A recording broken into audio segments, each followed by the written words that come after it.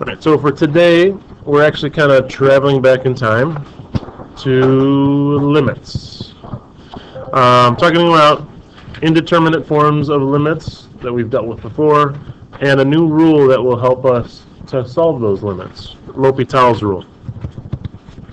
So at the beginning of the year, we learned about limits, and there were certain limits that we could use direct substitution for. So this is an example of one where we could just go ahead and put 3 in for x, and we get 1/4. We get our answer. That's it. And that's kind of always our first step, is try direct substitution. See if you get an answer. But a lot of times we would not get an answer. What we would get is something like example 2.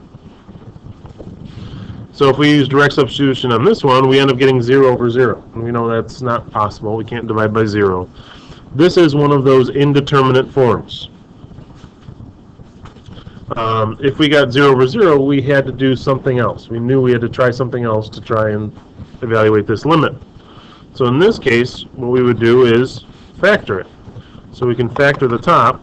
We get limit as x approaches 3 of x plus 3 times x minus 3 all over x minus 3.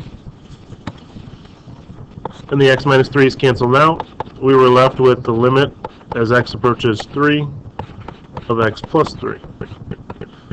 And after factoring and canceling out, now we could use direct substitution. If we put 3 in there, we get 3 plus 3, which is 6.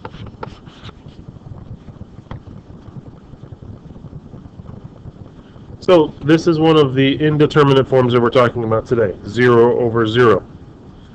So if we look down here, it says example 2 above is an example of the indeterminate form 0/0.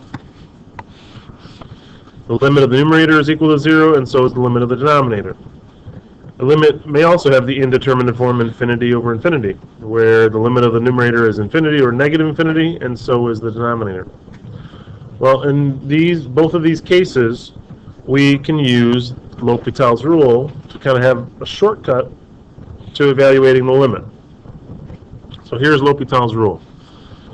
Suppose that f and g are functions that are differentiable on the open interval from a to b, containing c, except possibly at c. So we might not be able to take the derivative at c, but should be able to take the derivative everywhere else. If f of x over g of x, we take the limit of that, and we get the indeterminate form 0/0 or infinity over infinity at c, and the derivative of that denominator is not 0, then this is what we can do. Alright, so kind of sum it up here. Here's our limit. Limit is x approaches c of f of x over g of x. Let's say that comes out to be 0/0 or infinity over infinity. What we can do is take the derivative of the numerator, take the derivative of the denominator, and reevaluate. As long as those other things are true, then this limit is going to be equal to this one.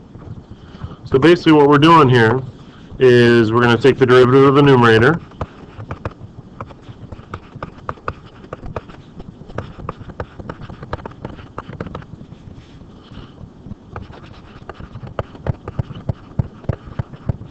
then we're going to take the derivative of the denominator,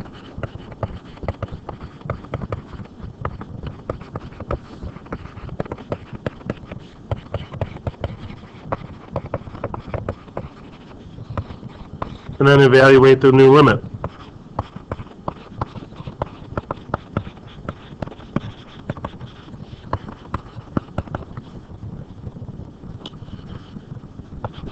Now, in this process, sometimes we might still get 0/0 or infinity over infinity. We may need to do this more than once.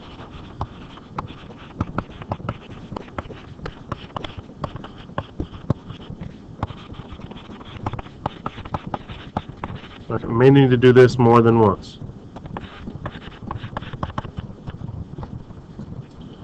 If we take a look back at example 2 up above, using L'Hopital's rule, we know it's 0/0, so we can use L'Hopital's rule. We would take the derivative of the top, which would give us 2x, over the derivative of the bottom, which is just 1. Then evaluate the limit using direct substitution. Put 3 in there, we end up getting 6/1, which is 6. Same as we got using our other method.